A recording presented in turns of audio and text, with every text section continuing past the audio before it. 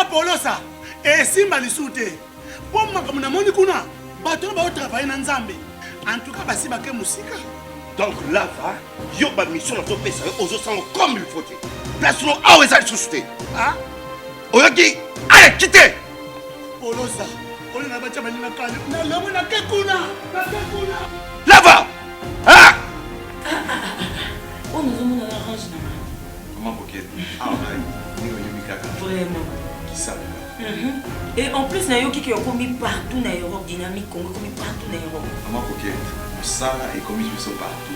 Tout comme la Suède, tout comme à Paris, tout comme à Lille, tout comme à Bruxelles. Et puis base la mission est toujours Londres, Angleterre.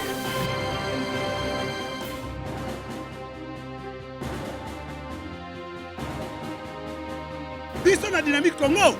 Toza ko avancer na nkolo. Oh oui, semble-t-il, c'est ce que les Congolais, j'aimais ça entre guillemets, voulaient qu'il y ait de nouvelles têtes, car nous sommes un pays où l'expérience est un péché. Il faut prendre des blancs-becs. Et quand on prend des gens sans expérience, on se plaint, celui-là, c'est un amateur, il viendra faire le stage au sommet de l'État. Vous voyez, c'est ça les Congolais. Nous avons le gouvernement, tout peuple a le gouvernement qu'il mérite. Et c'est ce que nous avons voulu. Et nous avons un gouvernement, moi je suppose qu'il y a des compétences dans ce gouvernement, il y a des gens chevronnés dans ce gouvernement, tout comme il y a des nouveaux venus qui vont apprendre. Il y a beaucoup qui n'auront rien à apprendre, mais beaucoup à donner. J'ai dit ceci, vous savez, lorsqu'il s'agit de l'enseignement, c'est-à-dire de l'avenir de tout un pays, je l'ai plus d'une fois dit, que l'avenir de tout un pays, c'est l'éducation, c'est l'enseignement.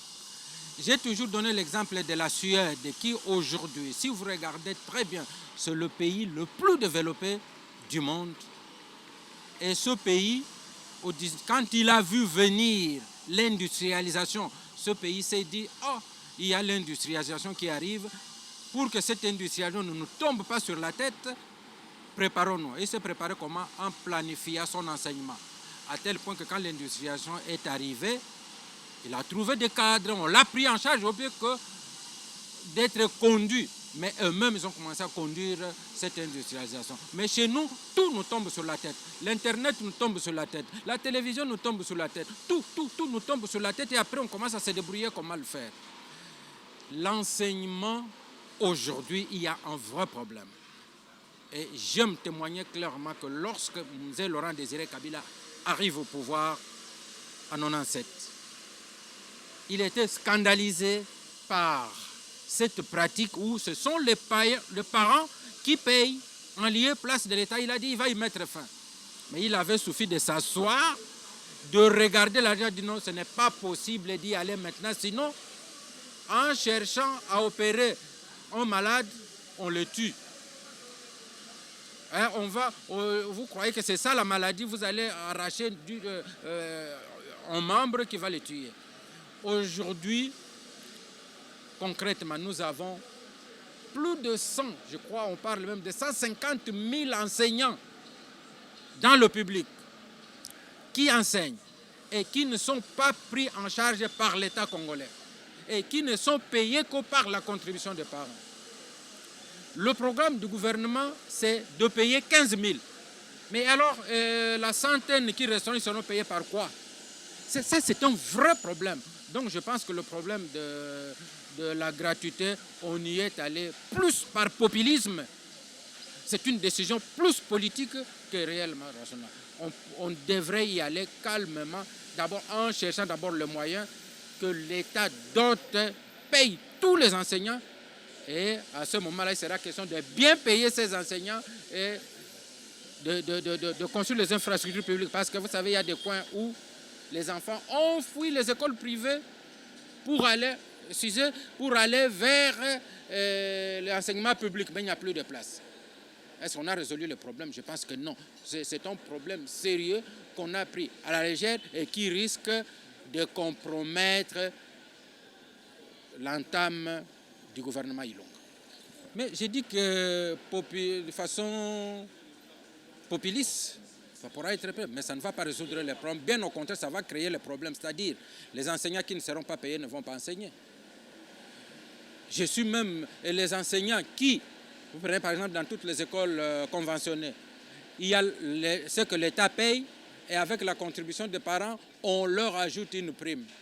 Pour eux, ça sera la diminution de leurs revenus. Est-ce qu'ils vont l'accepter? C'est un vrai problème qu'il fallait résoudre avant de décréter la gratuité intégrale. Ce qui est de concret, ce que j'ai estimé de concret en résumant les 15 piliers, c'est que le Premier ministre annonce de s'occuper du vécu quotidien de la population. Ça résume tout. Il a promis de commencer le développement du Congo à la base. Ça, c'est tout ce que nous avons toujours demandé. Et pour que le développement à la base ait lieu, ça, je l'ai toujours dit, il ne suffit pas de le dire. Il faudra que demain, les ministres soient de vrais animateurs. Qu'on voit des ministres réellement animateurs. Mais si ce sont des ministres qui vont être dans leur bureau climatisé, attendre des rapports à la base, je pense que le développement à la base sera encore un discours et même jusqu'à devenir un slogan. Le Premier ministre a promis de mettre fin à l'insécurité. Pas seulement l'insécurité à l'Est, mais partout où il y a le banditisme urbain, dont à Kinshasa avec des colonnes et tout ça. Mais c'est un vrai problème pour les Congolais. Le Premier ministre a promis de lutter contre de lutter pour l'autosuffisance alimentaire et de créer les emplois à travers l'agriculture qui est non seulement source de donner à manger aux gens, mais aussi de créer des emplois. Mais je constate que ce discours étudiant, je l'ai entendu sous Mobutu, l'agriculture priorité des priorités, la révolution verte, mais concrètement rien ne se fait.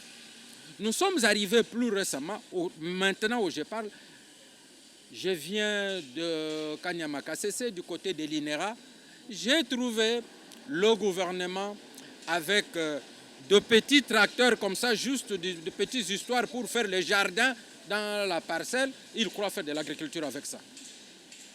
Et ils sont là depuis des mois. Il n'y a encore rien de concret.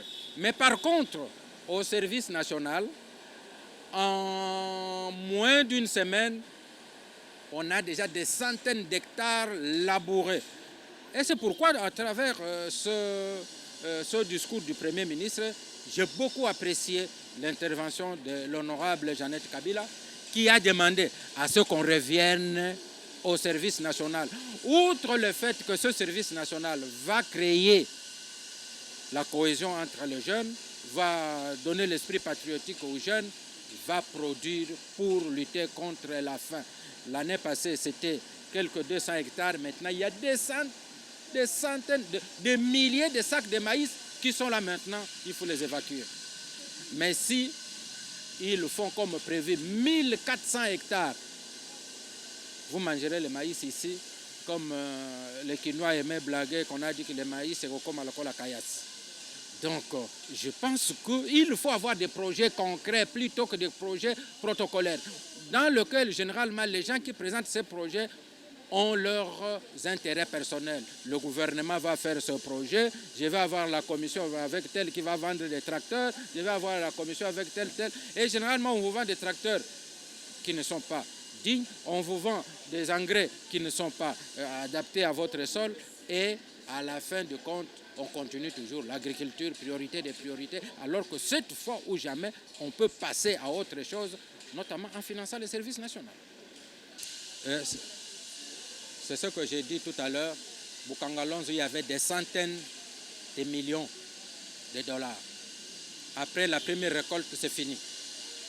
On a appelé Bukangalonzo, les engins sont là-bas, bloqués, il y a un problème. Parce qu'on a estimé que c'était public-privé. Quel a été le vrai contrat? Je pense que l'Assemblée nationale va essayer de creuser pour connaître les vrais problèmes de Bukangalonzo. Mais curieusement, ce qui est grave, c'est que le gouvernement refait pratiquement la même chose avec un projet qu'on appelle DEN. Le projet dont je vous parle qui est maintenant installé à l'INERA, dans la province de Lomami. Et c'est pour faire exactement, encore plus grave, moins que ce que Bokangalonzo a fait. Alors que le service national, avec même pas $1 million, a réalisé les maïs qui sont encore là en des grands dépôts pleins de milliers de tonnes de maïs. Maintenant, on cherche à évacuer vers Bumbujimai, cherche à évacuer vers Kamina, les territoires qui sont proches du centre de production. Alors, Bokangalonzo a été un échec. On n'a pas froid aussi à le dire, il faut le corriger. Et la seule façon de corriger Bokangalonzo, de financer le service national, qu'on donne ne fût-ce que $10 millions, contrairement aux 60 millions donnés à Dunn, ou qui sont là depuis des mois où il n'y a même pas un petit hectare labouré.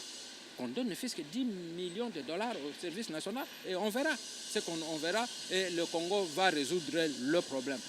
Ça ne sera pas seulement le service national à Kanyamakasese, mais ça sera partout à travers le Congo, on crée des centres. L'honorable Jeannette a aussi parlé du recensement, mais c'est vraiment concret. Comment vous allez faire le programme d'un pays sans connaître nous sommes combien? C'est dramatique. Le premier recensement, c'est en 84. En 84, moi, je suis sorti de l'université en 80. 81, j'ai commencé à travailler, j'avais justement 3 époques. On avait fait ce recensement. Aujourd'hui, ma fille née en 85 est mère des enfants et tout ça. Il n'y a jamais eu de recensement pour ça. Il n'y a jamais eu de recensement. C'est dramatique. Tout, on fait des projections sur projections. On ne peut pas faire un développement réel si on ne connaît pas. Vous ne connaissez pas le nombre de vos enfants. Vous allez faire le budget familial comment? C'est impossible. Donc, il faut vraiment le recensement. Et elle a souligné, nous avons tous vécu, on voulait faire le recensement et on l'a politisé. On a lié le recensement à la politique et ainsi de suite. Oh non, on veut recenser pour empêcher les élections. Entre le moment où on a empêché le recensement et la tenue des élections, il s'est passé 2 ans, 3 ans. Vous voyez? Et l'ONIP, j'ai vu notre conseiller Inagos, elle est rentrée au Parlement. Honorable Luman est rentré au Parlement, l'ONIP, il faudra reprendre à zéro.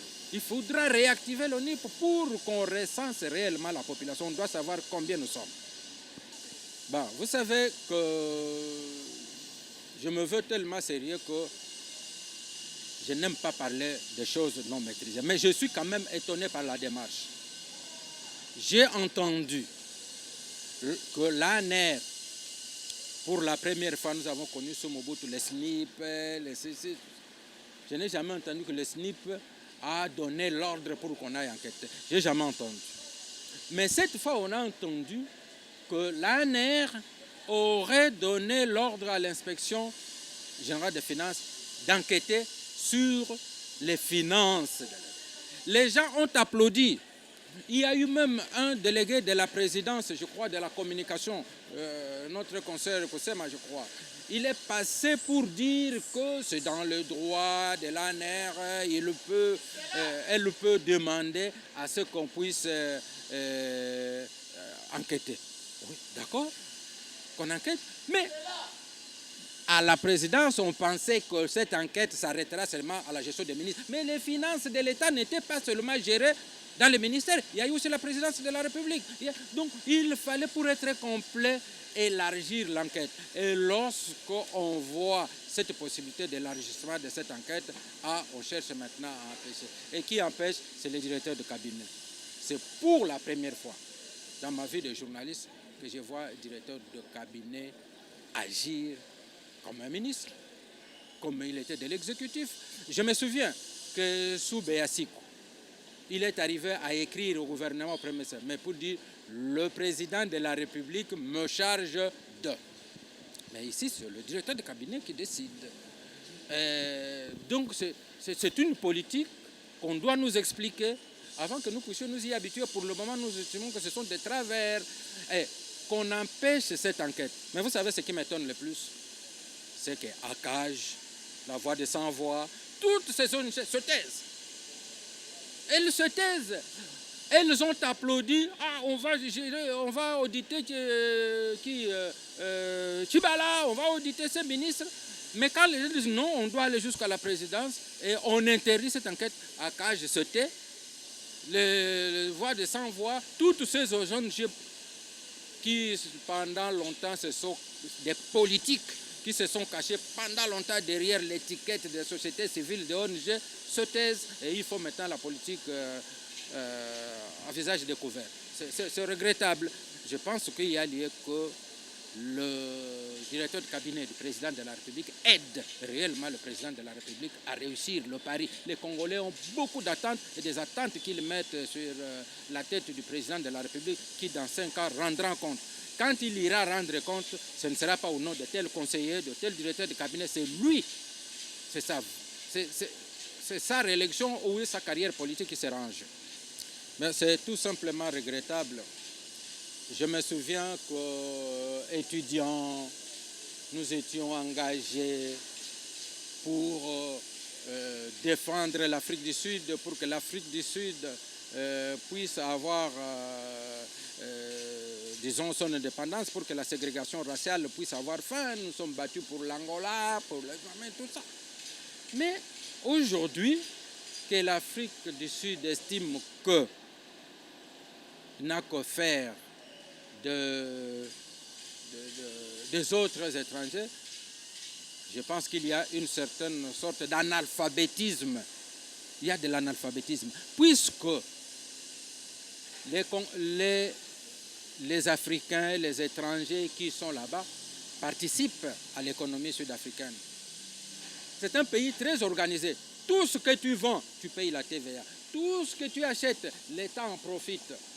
Donc ce n'est pas parfois comme chez nous où les étrangers font des activités duquel l'État ne tire aucun revenu. Mais en Afrique du Sud, tout est comptabilisé. Donc ces étrangers-là participent à l'économie africaine. Si on demande de les rapatrier, l'Afrique du Sud va souffrir des cadres dans certains domaines et va souffrir économiquement. Et de même, comme j'apprends que le Nigeria a demandé à tous les Sud-Africains de rentrer chez eux.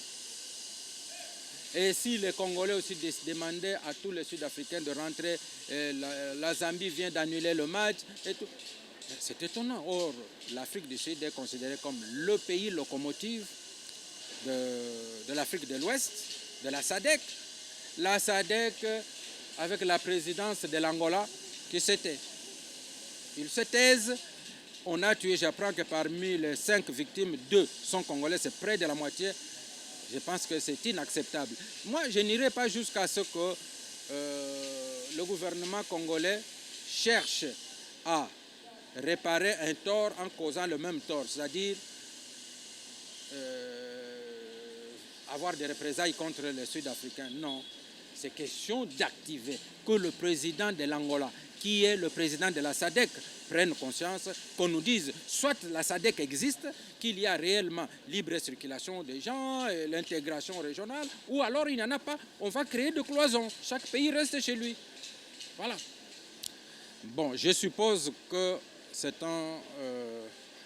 une mesure réellement juste et qui tient compte de droits de cet homme. Mais si c'est un règlement des comptes entre anciens copains et qui sont maintenant devenus presque adversaires, parce que vous vous souvenez qu'Ilunga fut à l'époque très proche du président actuel, ce fut, nous semble-t-il, le médecin du patriarche Étienne, et qu'il a suivi le vent avec Tchibala, et qu'aujourd'hui, on cherche à lui régler des comptes après sa sulfureuse lettre de sa démission.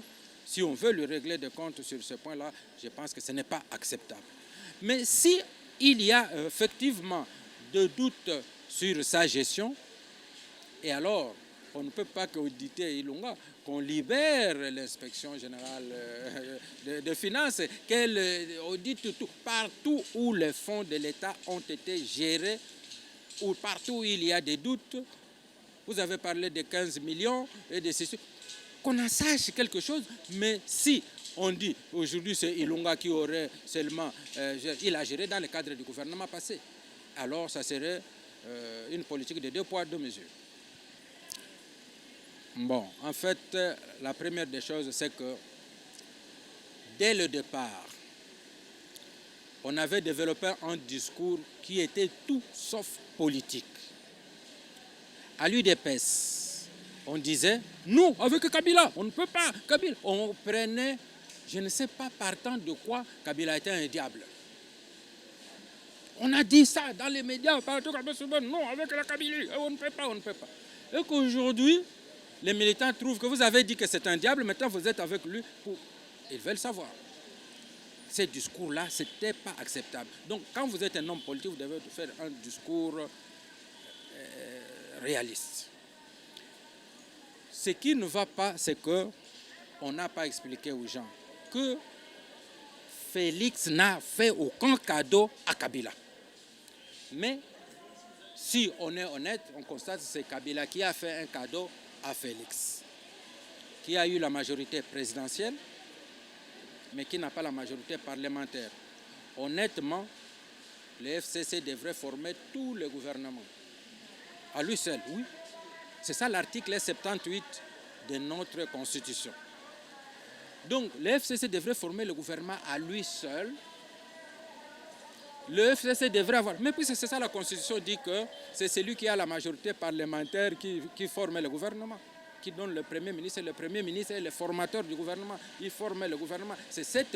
Pour avoir le gouvernement, vous devez avoir la majorité parlementaire. C'est que Félix n'a pas eu. Alors, dans sa sagesse, Joseph Kabila a dit non, partageons. Au lieu de faire la cohabitation, faisons la coalition, qui n'est pas constitutionnelle. Les gens qui devraient revendiquer, ce sont les gens de l'FCC, parce que leur pain a été mangé par les gens qui n'en ont pas le 75% au Parlement. Mais oui, mais il faut avoir les 100% au Parlement. Il faut avoir, c'est-à-dire, nous avons au minimum, nous avons 500 députés. Pour avoir la majorité parlementaire, vous devez avoir 251 députés. Vous avez la majorité, c'est vous qui formez le gouvernement. Or, le FCC a 300 sur 500. C'est lui qui a la majorité. Et vous savez que dans notre pays, un pays aussi fragile, ça ne devrait pas marcher que le FCC forme seul le gouvernement, le président ne soit que là, que seul avec son cabinet. Ça allait être pas correct. Et on a dit non, nous sommes tous Congolais, nous travaillons pour l'intérêt du Congo. Personne ne va être au gouvernement pour ses intérêts. C'est pour le Congo que nous devons travailler. Monsieur le Président, partageons. C'est pourquoi vous voyez que sur 65, le FCC a 42, le cash n'a que 23. C'est tout à fait normal parce que c'est le FCC qui a invité Cash à la table, viens manger avec nous. Mais dans le militant, il constate que c'est Félix qui a fait le cadeau à Kabila. On n'a pas expliqué, même pas la Constitution. Les gens défendent la Constitution sans la connaître. Sans la connaître, parce que les politiciens n'ont pas expliqué la Constitution. Et ces attaques sont inacceptables. En un moment, l'UDPS se disait, c'est moi le peuple. Aujourd'hui, qui est le peuple, vous savez? C'est la Mouka. La Mouka qui est le peuple, nous, le peuple est avec nous et tout ça. Ce discours-là divise les gens. Personne n'a le peuple dans sa poche. Le peuple n'appartient à personne. Le peuple congolais est peuple congolais. Chaque parti politique parle au nom de ses militants. Même si vous avez les militants les plus nombreux, ce sont ces militants-là. Sauf à l'époque de Mobutu, où nous étions tous Olingate, Ozanakati a un père. Même le fœtus dans le ventre de la maman est déjà membre du MPR. Mais pour le moment, non, nous avons voulu le multipartisme avec 500 partis politiques et vous dites que moi j'ai le peuple et ceux qui sont dans d'autres partis, là, vous les excluez du peuple. Normalement, les ONG des droits de l'homme devraient appeler cela l'exclusion. Alors, quand on arrive au palais du peuple, c'est de l'UDPS ne supporte pas la présence de ceux du peuple qu'ils considèrent comme des intrus, des gens qui devraient partir. Kabila devrait partir. Et Kabila devrait partir et tous ceux qui sont du peuple devraient mettre leurs bagages sur la tête et partir. Partir où? Partir où? Puisque pendant que Kabila était président et ils n'étaient pas partis, ils étaient ici. Ils ont fait l'opposition. Si Kabila n'avait pas eu la majorité parlementaire, il aurait été dans l'opposition, comme le sont les autres aujourd'hui. Donc on doit expliquer ça à la population qu'il n'y a aucun Congolais qui doit partir parce qu'il n'a pas le pouvoir. Non. Et Kabila ne pouvait pas partir avec sa majorité confortable. Il ne pouvait pas partir. Et même s'il n'avait que 2 députés, il ne serait pas parti. Ça serait l'exclusion. Donc, puisque les gens n'ont pas compris ça, on se bat, vous êtes venus. Et moi, vous savez, je suis peut-être, on me dira, méchant sur ce point-là. J'apprécie, j'adore les bérets rouges du PPRD. Vous savez que si il n'avait pas cette contre-réaction, nous serions rentrés dans le parti unique où les gens se diraient nous avons tous les droits sur les autres. Ils se sont dit, mais c'est comme quand les microbes entrent dans le corps, les anticorps se développent pour empêcher. Et donc le béret vert là, ce sont des anticorps contre le microbe de la division qui est entré dans notre système politique. C'est pourquoi je les adore. Oui. Bon, le mot de la fin, c'est que ce pays est notre pays. J'aime toujours rappeler une phrase que le chef de l'État sortant, Joseph Kabila, avait dit à 70 responsables des médias. Nous étions tous réunis à la cité de l'UIA, sans micro, sans quoi. Et il avait commencé par dire ceci. Monsieur le journaliste, est-ce que vous lisez la Bible? Les gens ont dit oui. Est-ce que vous connaissez l'histoire de Noé? Oui. Noé est allé se saouler et il est rentré à la maison sans habit. Son fils aîné, mais voilà, cet imbécile qui vient rentrer à la maison sans habit. Mais le cadet a pris d'abord l'épargne, est allé couvrir son papa avant de lui faire des reproches. Et il a dit, le président de la République, quel qu'il soit, c'est un homme, il peut commettre des fautes. Mais vous couvrez-le d'abord et faites-lui des reproches, au lieu de le jeter en pâture. Et c'est cette sagesse qui nous conduit, même aujourd'hui avec le président Félix. C'est un homme, il peut commettre les erreurs.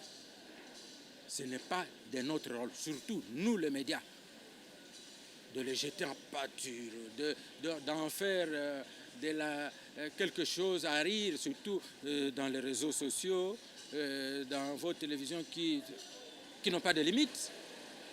Quand quelqu'un en Australie, là-bas, va voir, on parle d'un président de la République comme ça. Quelqu'un au Bangladesh, là, va voir comment on parle d'un président du Congo. Et demain, vous lui demandez d'amener ces millions pour venir investir ici, pour que vous puissiez créer des emplois. Non. Non, il y a des limites à tout. Pourquoi les journaux occidentaux ne le font pas? Pourquoi nous devons le faire? Donc, couvrons nos dirigeants et pendant qu'ils sont habillés, on leur fait des reproches. Voilà mon dernier mot de la fin. Merci.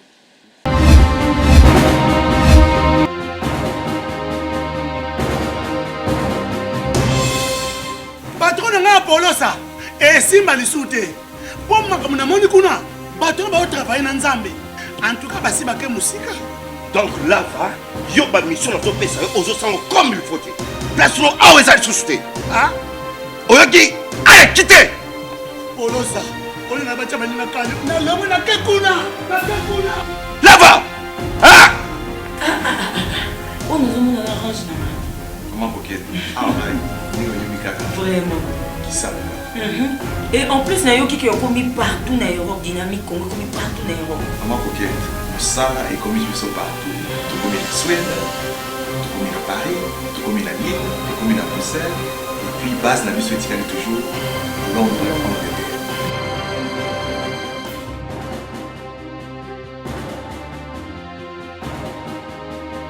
biso na Dynamique Congo toza ko avancer na nkolo.